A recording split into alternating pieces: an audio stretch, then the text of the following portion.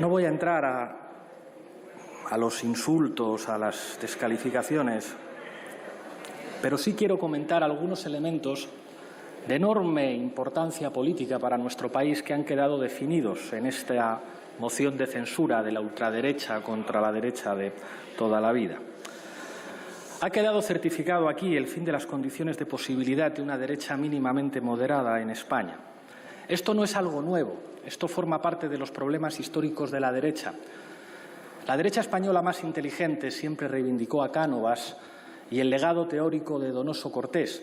El problema es que demasiadas veces en la historia se vio de frente a su propio inconsciente, a su propia naturaleza. Porque estos señores surgen de ustedes, señor Casado. Y estos señores, por desgracia, representan un inconsciente capaz de ganarles a ustedes la batalla ideológica. Yo sé, Pablo, que tú no eres un ultra, ni es una ultra la señora Ana Pastor. Y hemos discutido a veces en privado, reconociéndonos como representantes de dos tradiciones políticas históricas en nuestro país que podían tener enormes diferencias. Silencio, por y que han favor. vivido situaciones de enfrentamiento en el pasado enormemente graves, pero que al menos podían reconocerse y podían hablar.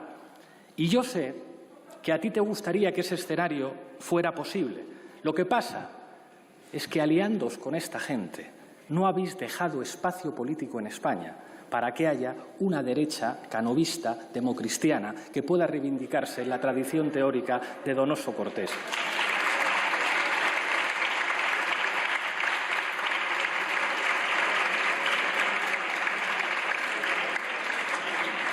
Ni tampoco, señora Arrimadas, va a poder reivindicarse usted en la tradición de Práxedes Mateo Sagasta, ni va a poder reivindicar, como hicieron en el pasado, a los liberales de Cádiz. Ustedes, señorías, dieron oxígeno al monstruo y ahora el monstruo les está devorando a ustedes. ¿Saben cuál es la mejor prueba de esto? Su actitud, su agresividad. Son incapaces de mantenerse en silencio cuando un orador que dice cosas que no les gusta está tomando la palabra desde la tribuna. Y esa agresividad no responde a lo que ustedes son, porque ustedes son perfectamente capaces de comportarse, sino que ustedes han interiorizado que tienen que competir con Vox. ¿Ustedes creen que no es evidente que la elección de Cayetana Álvarez de Toledo como portavoz parlamentario de su partido era una manera de competir culturalmente por el espacio que se disputan con Vox? Y que lo que consiguieron precisamente fue elevar la agresividad hasta extremos tan absurdos que les obligó a sustituir a su portavoz, la que, por cierto, no sabemos qué va a votar en esta moción de censura. A ver si nos lo aclara después y si al menos ustedes son un partido tan serio como para mantener la disciplina parlamentaria en su grupo. Pero fíjense que lo que nos hemos encontrado con la sustitución de la señora Álvarez de Toledo por la señora Gamarra es que, aunque al principio intentó aportar un estilo diferente, la propia dinámica política le obliga a mantener el mismo estilo. Silencio, por favor. Cosas. Silencio, perdone, vicepresidente segundo. Un momento, por favor. Pido silencio. Señor Matarí, silencio, por favor. No tiene usted la palabra. Sí, el señor vicepresidente segundo tiene la palabra. Silencio, por favor. Creo que eres consciente, Pablo, de que el comportamiento maleducado y faltón de tu bancada te hace muchísimo daño, porque el discurso brillante que has hecho hoy aquí es incompatible con esas faltas de respeto permanentes. Y tú, que eres un hombre inteligente, eres consciente de ello.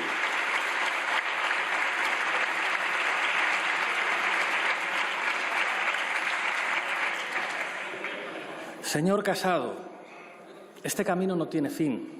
Ustedes no son una derechita cobarde, no lo son. Recurrieron el Estatut de Cataluña al Tribunal Constitucional. Recurrieron también al Tribunal Constitucional el matrimonio homosexual, colocándose en posiciones más conservadoras que las que está manteniendo ahora mismo nada más y nada menos que el Papa de Roma. Ustedes aplicaron con mano de hierro la austeridad, recortaron los servicios públicos, bajaron los impuestos a los ricos y destruyeron derechos laborales. Tienen bloqueado el Consejo General del Poder Judicial y su presidente en la Comunidad de Madrid ha declarado abiertamente que la oposición al terrible gobierno socialcomunista es ella, el rey de España y los jueces. Ustedes, señor Casado, crearon una policía política en el Ministerio del Interior para tratar de proteger a sus propios delincuentes y para tratar de fabricar noticias falsas contra los adversarios. Y a pesar de que han hecho todo eso, Vox le sigue llamando derechita cobarde. ¿No se dan cuenta que no tiene fin? Que por muy duros que sean sus parlamentarios, por muy maleducados, por muy faltones, por muchas barbaridades que digan sus senadores, por mucho que traten ustedes de ser más radicales que Vox, es imposible que en ese terreno de juego les ganen la batalla ideológica y cultural. Creo que usted es consciente, pero sabe que está atrapado, porque usted depende del señor Abascal para seguir gobernando, para tener alguna posibilidad de gobierno en España, y sabe además que en el reparto de posiciones ideológicas tienen todas las de ganar. Por eso ustedes y la señora Arrimadas están perdidos.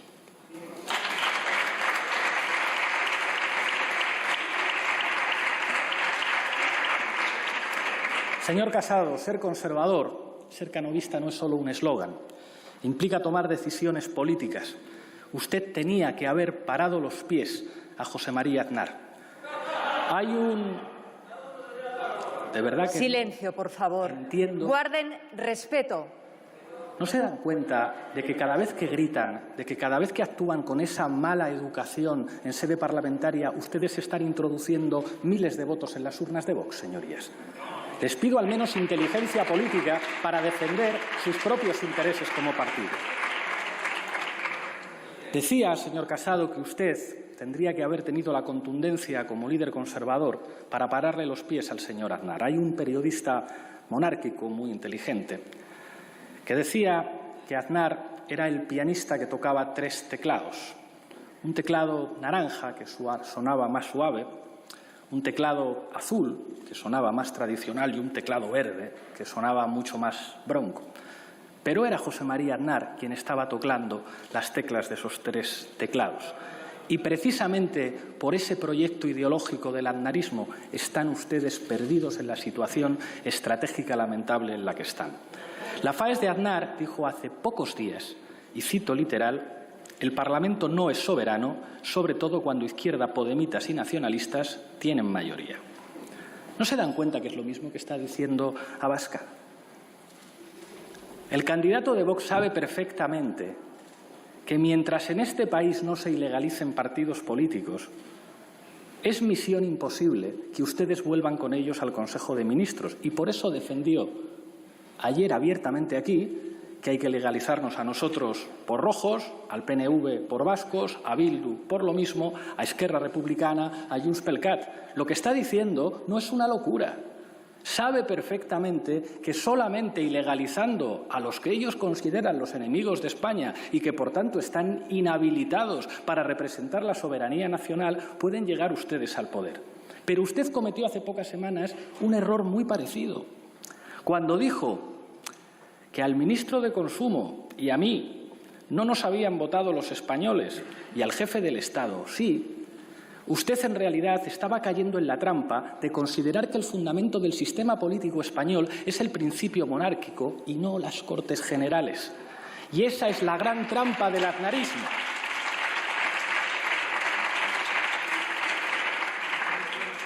Señor Casado, la piedra angular, lo fundamental de nuestra democracia, de la que depende incluso la monarquía parlamentaria, son las Cortes. Las Cortes, no lo olvide, para ser canovista. Todo esto implica una conclusión muy evidente, y es que ustedes están inhabilitados para que lleguemos a acuerdos. Yo sé que seguramente usted está arrepentido y que si pudiera volver al pasado, igual que si la señora Arrimadas pudiera volver al pasado, comprenderían que cometieron un error enorme al darle alas a la ultraderecha. El problema es que desde el momento en el que ustedes gobiernan en las comunidades autónomas sostenidos por la ultraderecha y ustedes solamente podrían regresar al Gobierno de España dirigidos por la ultraderecha, con la ultraderecha dentro del Consejo de Ministros, ustedes saben que eso las potencias europeas, que eso unos Estados Unidos con un presidente convencional, que eso la propia mayoría de la sociedad española e incluso la mayor parte de los empresarios que saben que este país necesita una mínima estabilidad no lo van a consentir. Y eso es lo que le coloca a ustedes en una posición estratégica imposible. Hay algo que no termino de entender. Es evidente que cada vez que Vox defiende a la monarquía, está acortando la vida de la monarquía, van a terminar llamando de zarzuela diciendo por favor no me defiendan más ustedes, no me defiendan más. Se lo agradezco mucho, pero no me defiendan más. Porque en el fondo a Vox le da igual. Vox utiliza al rey de España como un significante identitario que serían capaces de echar por tierra cuando les deje de convenir. Porque no son monárquicos, son simplemente reaccionarios. Son perfectamente conscientes de que cada vez que identifican a la monarquía con la ultraderecha, lo que hacen es restar posibilidades de supervivencia histórica a la institución monárquica en España. A ellos les da igual, pero a usted no le debería dar igual. Cada vez que usted asume que la monarquía en España solamente es un referente ideológico de la derecha y del campo de los partidos de la derecha, usted construye un bloque monárquico minoritario. Y yo, como republicano, no debería decirle esto, pero como vicepresidente del Gobierno se lo tengo que decir. Respete usted la monarquía constitucional, señor Casado.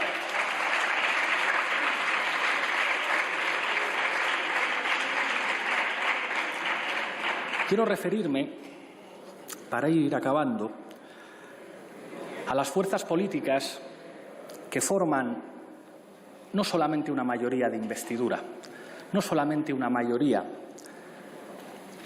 que debe permitirnos a este Gobierno sacar los presupuestos adelante, sino que forman, y creo que esta moción de censura tiene que servir para reforzar eso, un bloque de dirección de Estado con sentido histórico. Una de las deficiencias originales, fundamentales del Estado español ha sido su excesivo centralismo. Cuando muchas de sus señorías y muchos de los que les precedieron en la representación política de la España plurinacional decían que el Estado era demasiado madrileño, tenían toda la razón. La construcción centralista histórica de nuestro Estado, identificada además con una manera de entender la monarquía que iba en una dirección opuesta a la realidad pluricultural, plurinacional, plurinstitucional de nuestro país, nos llevaron a tener que gestionar hoy uno de los grandes problemas políticos de nuestra patria, que no es exclusivo de nuestra patria, les ocurre también a otros países europeos. Creo que ustedes tienen que saber leer la oportunidad histórica que implica asumir en estos momentos para las fuerzas democráticas que somos mayoritarias en esta Cámara, una dirección de Estado que reforme el Estado, que democratice nuestro país, que apueste por lo público, que sepa leer que la principal lección de esta pandemia es la necesidad de tener una sanidad mucho mejor. Atienda esa sanidad o sea gestionada esa sanidad en euskera, en galego, en catalán o en castellano. Y eso lo tenemos que construir todos y todas juntos.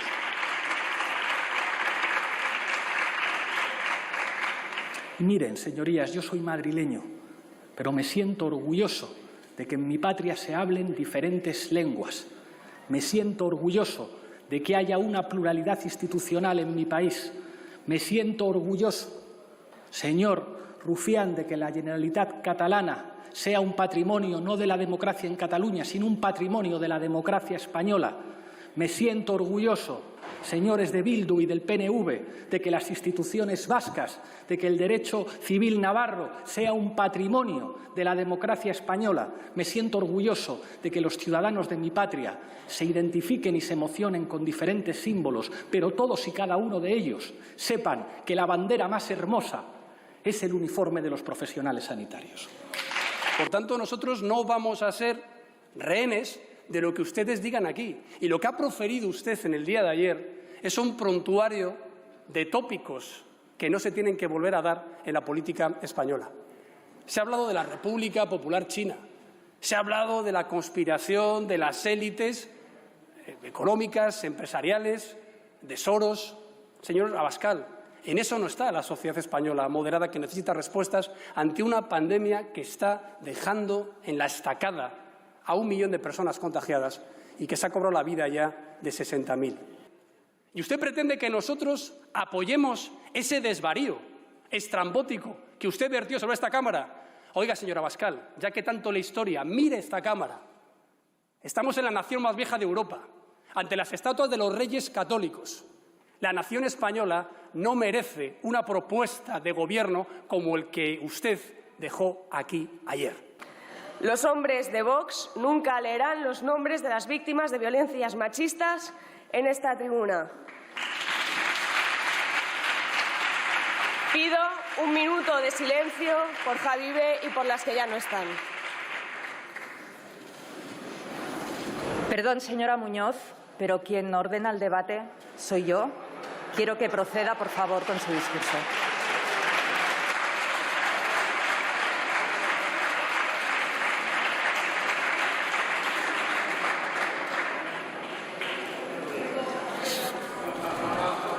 Su propuesta, señora Abascal, es un proyecto que no escucha el grito de millones de mujeres que salen a la calle cada 8 de marzo a decir que nos queremos vivas. Ustedes niegan la realidad. La realidad es que en 2020 37 mujeres han sido asesinadas a manos de sus parejas o exparejas. Y usted no es capaz de mirarme a la cara cuando se lo estoy diciendo. Señorías de Vox, confieso que nada de lo que dijeron ayer podría impresionarme. Después de casi un año de barra libre, de barbaridades y de actitudes chulescas y amenazantes, pensé que habían llegado a su límite. ¡Qué ilusa de mí! Creo que ayer el señor Abascal alcanzó el récord Guinness en bulos por minuto. Y mira que su admirado Trump solo había puesto el listón bien alto. Así que me pregunto, ¿se encuentra usted bien? ¿Están seguros ustedes de que estamos hablando de este país y de este gobierno? ¿Qué les ocurre? ¿Acaso creen que pueden ir hablando en nombre de España, repartiendo carnés de buenos y malos españoles? ¿Acaso se creen que el Estado de Derecho y las libertades públicas son lo que Bannon le manda cada semana desde Estados Unidos en una newsletter? La verdad es que, como una de las diputadas más jóvenes de esta Cámara, no llevo tanto tiempo aquí como otras señorías que llevan varias décadas. Y me pregunto si es normal esta distancia entre ese discurso de a mí los tercios y la realidad del país. ¿Sabe lo que creo que está viendo la gente común? Que en la semana de más contagios desde que empezó la pandemia, con decenas de municipios confinados, con la capital del país en estado de alarma, cuando esperan respuestas de este Parlamento, ustedes montan un teatro. Enhorabuena, señorías, están haciendo el ridículo. Claro que la situación del país es grave, pero dudo mucho que las razones que usted ha enumerado sean las mismas que las de la gente normal de nuestro país. Dudo que la señora Olona o usted mismo hayan sentido nunca el aliento en la nuca de la precariedad. Cadenar durante más de una década contratos temporales, no poder emanciparse, no poder permitirse formar una familia o vivir en la exclusión social. Esta es la realidad de cientos de miles de jóvenes y familias en nuestro país. Y por suerte ahora por fin tenemos un gobierno que actúa y que quiere crear un futuro más justo y con oportunidades en nuestro país. Ustedes han presentado una moción de censura en medio de una pandemia y en medio de una situación económica muy complicada. Quieren censurar un gobierno que desde el primer momento se ha puesto a trabajar, que ha puesto en marcha un escudo social, que ha puesto en marcha los ERTE, que ha puesto en marcha un ingreso mínimo vital. ¿Se acuerdan ustedes de la crisis de 2008? Es posible que no lo notaran mucho. Entonces el gobierno de Mariano Rajoy salvó a los bancos antes que a la gente. Y a ustedes les regalaron escudos económicos desde los chiringuitos de Esperanza Aguirre. Y la desgracia de esa lógica es que ustedes se financiaron entonces para venir hoy aquí, mientras que las consecuencias de la crisis sobre familias y nuestros pequeños comercios las seguimos padeciendo hoy. Yo creo que a estas alturas, señorías, se habrán dado cuenta de que Unidas Podemos no va a secundar su moción de censura. Es algo evidente, pero se lo especificamos bien claro, que parece que el señor Abascal todavía no se ha enterado. Cuando las mujeres decimos no, es no, y solo sí es sí. Lo suyo no es una moción de censura, lo suyo es una moción de destrucción. Y frente a su propuesta de destrucción, aquí hay un gobierno que trata de reconstruir el país lo antes posible. Frente a su falta de propuestas, aquí hay un gobierno que ha respondido y que lo seguirá haciendo. Y frente a su odio, solo nos queda seguir trabajando para que prosperen y se consoliden las medidas sociales que se están poniendo en marcha. Señorías de PP y Ciudadanos, ustedes blanquean e incluso implementan allí donde gobiernan propuestas de Vox que minan las bases de nuestra democracia imperfecta, pero plural y diversa. Y eso da miedo. Vox da miedo, ustedes dan miedo. La mayoría de la gente siente pavor solo con imaginarse a Ortega Smith como ministro de Sanidad, ese que decía que sus anticuerpos españoles iban a vencer al virus chino. O al señor Espinosa de los Monteros llevando el Ministerio de Hacienda como las obras de su propia casa. O al señor Abascal como presidente declarándole la guerra a China, porque usted sería capaz, igual que fue capaz su admirado Aznar. Ustedes dan miedo porque reivindican el odio y la violencia como algo propio. Y eso sitúa a su partido donde todos entendíamos que se ubica, en el fascismo. Y PP y Ciudadanos como cómplices. La cuestión es que esta actitud amenazante no se queda como un eco en las paredes del hemiciclo, sino que da la impresión que ustedes utilizan esta tribuna, este proyecto fallido de moción de censura, para señalar desde aquí a sus adversarios y enemigos políticos. Y esperan a que sus escuadristas actúen violentamente en las calles y en los barrios de nuestro país. Lo hemos visto hace muy poco en el barrio madrileño de San Blas. Lo hemos visto hace muy poco en el barrio del País Valencià, Benimaclet. Y, por suerte, frente a cada escuadrista, cientos de ciudadanos... Señorías. Silencio, por favor. Con tanto gesto desencajado, ustedes... Silencio, por favor. Cámara y convierten al Congreso, a la sede de la soberanía nacional, en el after de la democracia. Señorías, la libertad no se declara a bocinazos, gritos y señalando fronteras entre quien es español y quien no lo es. Si libertad es libertad de contagiar en medio de una pandemia que se ha cobrado muchas vidas, demasiadas víctimas en nuestro país, es que entonces no saben que la libertad sin respeto a los demás y sin convivencia es simplemente egoísmo. Y si ya lo acompañan con amenazas, es simplemente matonismo. Y si tanto les gusta este país, aprendan que hay otras muchas formas de ser español. Como dice Pablo Ibarburu, tú, expresando el amor por España, no debería darme miedo a mí. España, 2 puntos. Aida Lafuente, María Teresa León, Maruja Mayo, Neus Catalá, Carmen Alcalde, Matilde Huici, Dolores Ibarruri, Carmen de Burgos, Dolores Medio, Margarita Nelken, Clara Campoamor, Victoria Kent, Federica Montseny, Encarnación Fuyola, Encarna Montoya, Trinidad Bustamante, Anita Sirgo, Tina Pérez, Celestina Marrón. Y no solo ellas, centenares de miles a las que quisieron borrar con mucho esfuerzo y mucha represión durante décadas de la historia. Todas las pioneras defensoras de los valores democráticos y republicanos, de los derechos y las libertades, las feministas, las antifascistas, las antifranquistas. Ellas pusieron el cuerpo y la vida para que podamos hoy hablar aquí de democracia. Colocaron un horizonte y somos hijas, nietas y bisnietas, y también hijos y nietos, sí, de todas esas pioneras republicanas. Este Gobierno, al que atacan por el sistema y sin fundamento, camina con paso firme hacia ese horizonte. Esta sociedad camina con paso firme y gafas violetas y pañuelos verdes y conciencia de clase.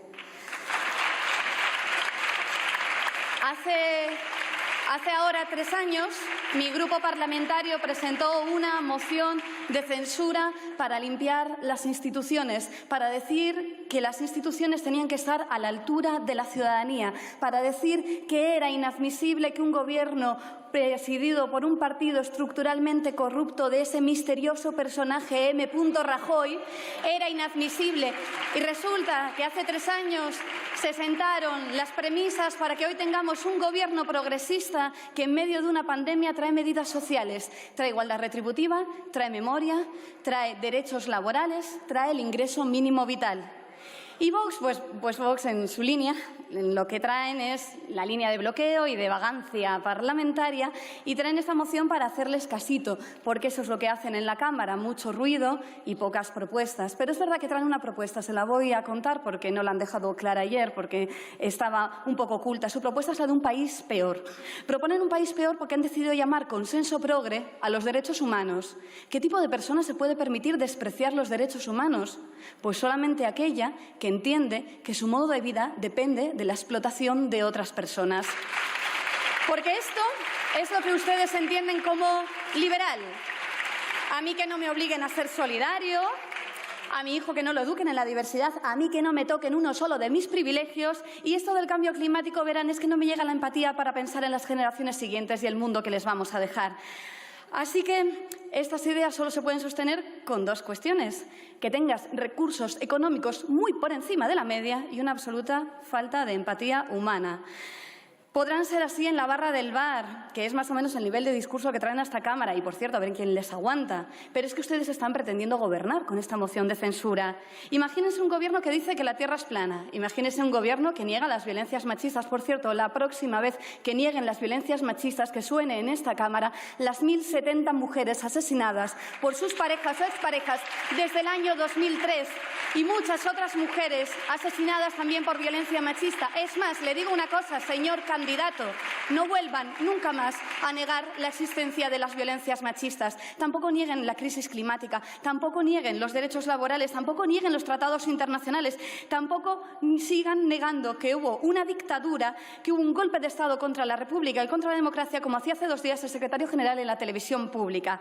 Ustedes niegan la diversidad y cualquier día, si me apuran, lo mismo hasta niegan la evolución y apuestas. Vienen con la moción de censura con menos apoyos de la historia. Quieren gobernar España, pero ocurre una cosa, que es que no les gusta prácticamente nada de España. No les gustan sus lenguas, no les gustan sus pueblos, no les gusta su diversidad, no les gustan sus barrios, no les gusta su gente, no les gustan sus culturas.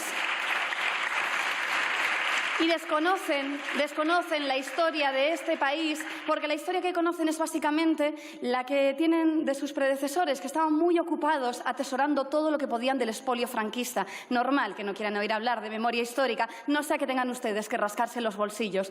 Pero resulta que este país es diverso y nosotras nos sentimos muy orgullosas de que sea un país de países. Nos sentimos orgullosas de que se hablen distintas lenguas y en donde no se excluya a nadie.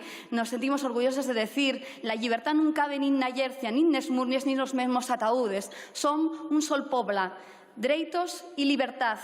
Esgarabat, ascogará. Existe a Masia e pode ser de todos. O pobo é que máis ordena. Este es el país del 15M, es el país de las mareas, es el país de la paz, es el país del 8M, es el país del Fridays for Future. Es el de María Mercè Marçal, es el de Rosalía de Castro, es el de María Zambrano, es el de Josefa Jovellanos. Un país al que quiera volver Luis Cernuda. Un país del que no se tenga que ir ninguna activista antirracista. Un país ancho en el que todas tengamos cabida, hasta ustedes, y que avanza en derechos, avanza en democracia, avanza por más que les pese hacia una república feminista donde lo único que no tiene cabida es su odio. El país que ya somos, la España que ya somos, el país del que nos sentimos orgullosas y frente al cual, para destruirlo y para devolvernos a hace 80 años, ustedes presentan esta moción de censura. Dejen de tapar con banderas sus privilegios y su odio. Dejen ese truco de humo y espejos, ese juego en el que el humo es esta moción de censura, para camuflar que ustedes son parlamentarios que no trabajan y los espejos son las banderas en las que buscan tapar sus vergüenzas. En un momento tan difícil como este, tengan decencia y pónganse a trabajar para la ciudadanía, que es para lo que está esta Cámara. Ustedes no representan a las mujeres, ustedes no representan a las mujeres que nosotros conocemos, ustedes no representan a las mujeres de nuestras familias, ustedes no representan a las diputadas de otros grupos políticos y ustedes no representan a millones de españolas que jamás les votarían. Señora Abascal, la frase es: Madrid será la tumba del machismo. Entiendo que con Madrid será la tumba del machismo y usted, con esta moción de censura, me parece que piensa que es el centro del mundo y no lo es. Ustedes anuncian como el apocalipsis la destrucción de España, pero si por ustedes y sus políticas fuera, se destruiría el planeta entero. ¿En serio? ¿En serio energía nuclear como energía renovable? ¿No pueden al menos googlear antes de hablar? Miren, la disonancia es tal que se ve el cartón. Ustedes son unos pijos herederos del expolio franquista jugando a ser franquistas. Y voy a enumerarles por qué, con ejemplos. Espinosa de los Monteros. El hermano de su bisabuelo fue embajador de la Alemania nazi, nombrado en 1939 gobernador militar de Madrid, y bajo su mando estaban los campos de concentración temporales a donde iban quienes defendieron la legalidad constitucional. El clan de los Monasterio tiene su posición gracias a la connivencia con dictaduras en Latinoamérica, las de verdad, no las que ustedes se inventan. Y Abascal, bueno, pues Abascal es otro heredero de las familias de la Victoria. Aquí en el Congreso, no se equivoquen, no trabajan. Hombre, son ustedes la oposición, está bien que presenten iniciativas. Nosotras es que las presentamos en el boletín oficial del Estado. ¿Y cómo van a trabajar si no han dado palo al agua? Sus propuestas de políticas públicas, las que llegan, las que son propositivas, son el lorem ipsum parlamentario. No dicen nada, no tienen concreción y muchas veces demuestran un desconocimiento absoluto con lo hecho hasta la fecha. Pero les voy a reconocer algo, porque es que es verdad que hay cosas que hacen bien. Por ejemplo, bloquear la actividad de la Cámara esta semana, en plena pandemia. Eso ustedes lo están haciendo muy bien. Supongo que el objetivo era lucirse. No sé si el objetivo de lucirse les ha ido tan bien, esto igual es discutible, pero sobre todo bloquean cada día, todas las horas que nos hacen malgastar en la Cámara diciendo no sistemáticamente al funcionamiento de la propia Cámara. No vienen a cambiar las políticas que se hacen, vienen a bloquear la actividad de la Cámara porque esta Cámara funciona para responder a las necesidades de la ciudadanía y ustedes no tienen ningún interés. Esto que están haciendo es un ridículo berlanguiano y ustedes, como les decía antes, tienen la España pequeña. Su ridículo tiene precedentes y tiene referentes. Un gran referente para ustedes es Donald Trump, superando las cotas de infamia cada día y a punto de ser repudiado por su propio país de manera electoral. Y, por cierto, que hemos sabido justo ayer que paga más impuestos en China, el propio Trump, que en el país que preside, donde deja pufos. Así que esto de que pague China quizás tiene que ver con el patriotismo que ustedes practican. Trump es ridículo con su cara naranja y Chaplin nos enseñó con mucha maestría lo ridículo que parecía Hitler. Y, de hecho, la voz del dictador Franco sonaba bastante ridícula. Pero verán, esto constata algo importante, que se puede ser ridículo y al mismo tiempo ser peligroso. Y el discurso que ustedes tienen es peligroso, lo es.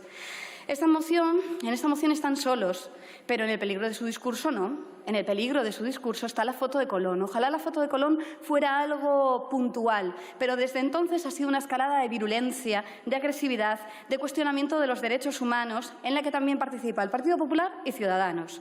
Partido Popular y Ciudadanos están gobernando apoyados por Vox, que es gobernada apoyados por la ultraderecha declarada, por quienes cada día se dedican a atacar los derechos humanos y los principios democráticos. Son sus socios, es una realidad y no se puede negar. Se llama Andalucía, se llama Murcia, se llama Madrid. Vox dice que el aborto es un crimen y el partido de la señora Arrimadas dice que el aborto es un fracaso. Vox dice que en 80 años este es el peor gobierno, legitimando la dictadura franquista. Y la señora Arrimadas dice ayer que ni franquista ni fascista, que taxidermista. Pero verán, es que no se trata de lo que se dice, porque por desgracia una ya ha comprobado que muchas veces lo que se dice no tiene ningún valor. Se trata de lo que se hace. Gobernar gracias a quienes niegan las violencias machistas es una complicidad antidemocrática. Gobernar con quienes criminalizan a niños solos de procedencia de otros países en una situación muy vulnerable es una complicidad contraria a los derechos humanos. Gobernar con quienes reivindican las bondades del franquismo es una complicidad contra el pacto constitucional. A estas alturas creo que ha quedado meridianamente claro que usted no cuenta con ningún apoyo porque no tiene ningún tipo de proyecto para nuestro país más que el arremeter contra aquellos ciudadanos que no comulgan con sus creencias y con sus sentimientos. Sabe qué hacer con los nacionalistas, lo ha dejado claro en el día de ayer, en el día de hoy, proscribirlos. Sabe qué hacer con los comunistas, diezmarlos. Sabe qué hacer con los socialistas, echarnos, expulsarnos. Sabe qué hacer también con los seguidores de otros partidos políticos a la derecha, y es atraerlos, absorberlos, convertirlos a su credo. Y no hablemos ya de la suerte que aguardaría a las feministas, a los ecologistas, a los homosexuales, a los inmigrantes, a los masones y demás grupos que se apartan de sus valores y que no encajan en sus planes. De estos ya mejor no hablamos, señor Abascal.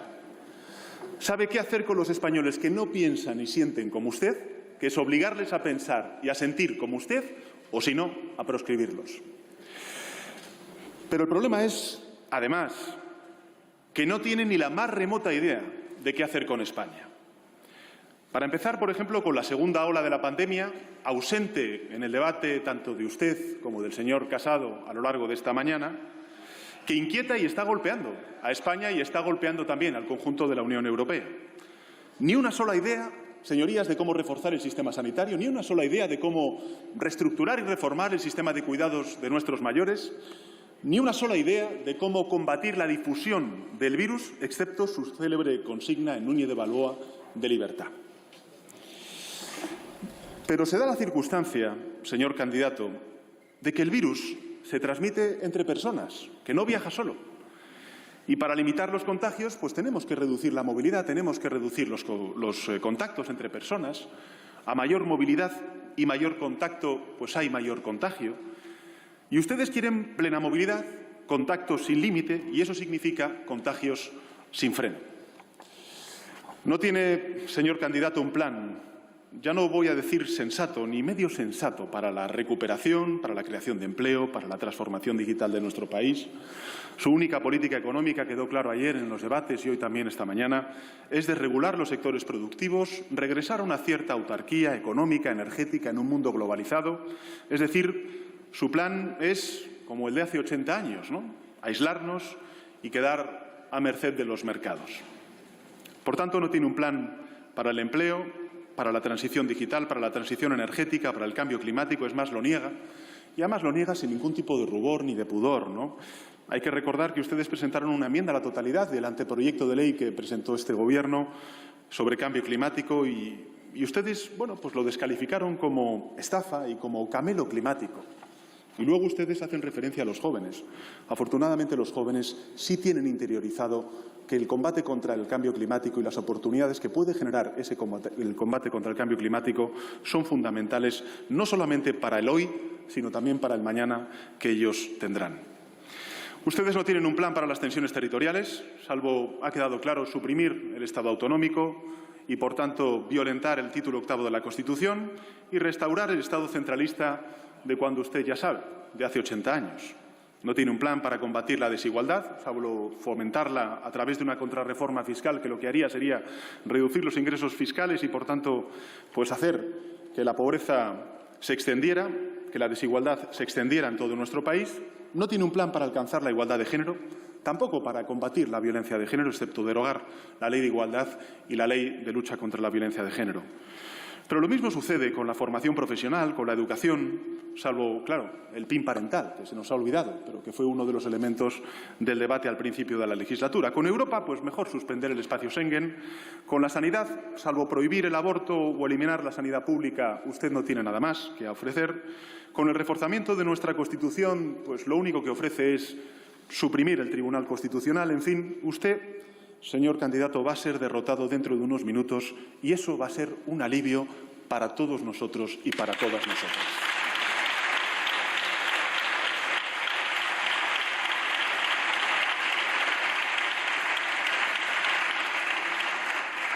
Es más, señor candidato, si me permite este comentario, yo creo que va a ser hasta incluso un alivio para usted mismo.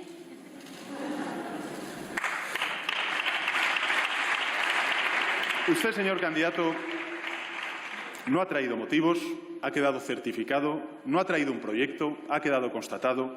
Usted no ha traído nada para España, excepto una exaltación desmedida y una rabia mal contenida, mal contenida. Bueno, ha llegado la hora de la verdad. Usted mareó la perdiz durante meses, aquí se ha dicho, por parte de otros intervinientes, los meses de verano, insinuando que presentarían otro candidato. Supongo que para evitar este trance que usted ha pasado durante estas largas horas de moción de censura, sugirieron incluso figuras procedentes de otros partidos políticos, luego barajaron nombres de independientes y al final parece que en ausencia de cualquier voluntario, señorías de Vox, tuvo que presentarse el actual candidato, el señor Abascal. En las últimas semanas han cambiado el truco, ¿no?, que le hemos escuchado tanto a usted como a su portavoz en los medios de comunicación. Lo que deslizan es la idea de que hay otros grupos parlamentarios, o al menos diputados y diputadas significativos de otros grupos que podrían secundarles en esta votación. En fin, no sé si alguien picará, señor candidato, pero más allá de cualquier anécdota, la cruda y clamorosa realidad es que ustedes están solos. Aunque usted se ve así, usted no es Blas de Lezo en el sitio de Cartagena de Indias, ni tampoco es Hernán Cortés en suelo azteca rodeado de enemigos. Usted, señor candidato, lamento decirle, no es el Salvador de España.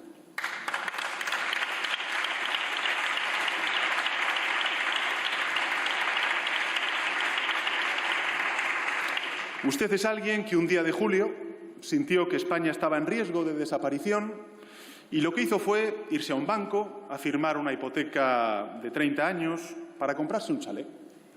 Y a los 2 días presentó una moción de censura para salvar España y se volvió a disfrutar del chalecito unos cuantos meses hasta que presentó formalmente la moción de censura en el Congreso de los Diputados. Entretanto, sus secuaces se dedican a amargarle la vida a 2 miembros del Gobierno y a sus hijos porque les parece mal a ustedes que tengan un chalet.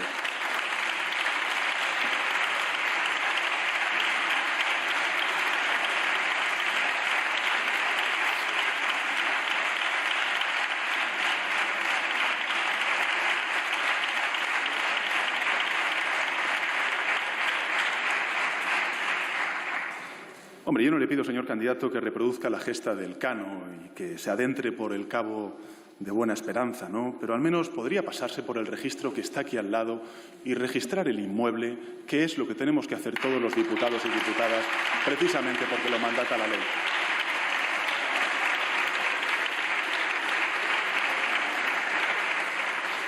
Usted no es el Salvador de España, afortunadamente para España, porque España ya tiene millones de salvadores y salvadoras, que mientras usted se daba golpes de pecho y chillaba aquí a lo largo de estas largas horas de moción de censura, la llevan salvando a esa España meses desde los hospitales, desde las escuelas, desde los supermercados, desde las comisarías, desde los cuarteles, desde las fábricas de todos los puntos de nuestro país.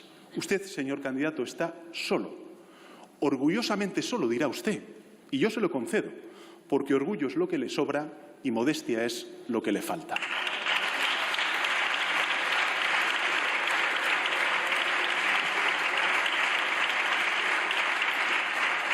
Pero a su derecha y a su izquierda se alza la realidad de España, no la de Lepanto, ni tampoco la de los tercios de Flandes. La España actual, la España real, que hemos reivindicado desde el Gobierno y también desde los grupos parlamentarios que le han dicho a usted no hay otra, salvo en su imaginación recalentada, si me permite esta expresión. La España que existe es la que está aquí representada, con los 350 diputados y diputadas que hoy siguen este debate y que darán su veredicto en unos minutos con su votación. El resultado de la votación ha sido el siguiente. Votos emitidos, 350. Votos a favor de la moción de censura, 52. Votos en contra. Votos en contra.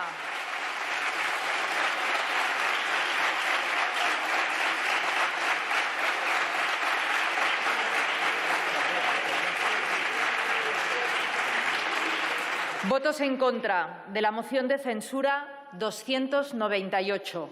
Abstenciones, ninguna.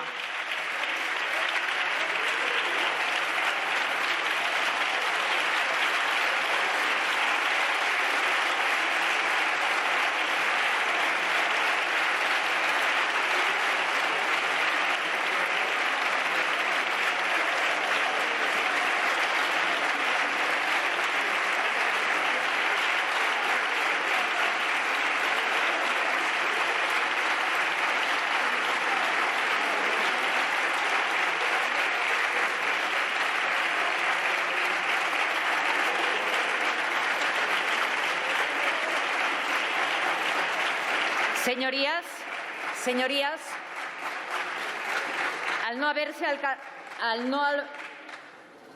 no hemos terminado. Al no haberse obtenido la mayoría absoluta de los miembros de la Cámara, de acuerdo con los artículos 113.1 de la Constitución y 177.5 del Reglamento, se entiende rechazada la moción de censura. Se levanta la sesión.